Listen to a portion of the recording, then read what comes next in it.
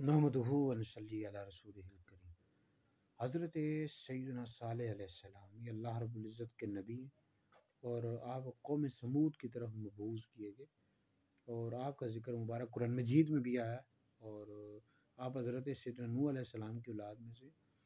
یہ قوم سمود یہ تبوک اور حجاز مقدس کے میں ایک جگہ ہجر وہاں پر آباد تھی، اور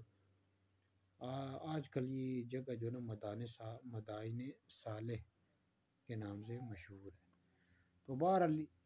قوم سمود کا ذکر بھی قرآن مجید میں ہے۔ مزید اگر آپ نے مطالعہ کرنا ہو تو تفاسیر کا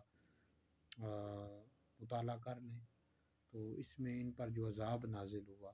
کس طرح نازل ہوا، اور سارے واقعات کا، یا پھر قصص الانبیاء، یہ بھی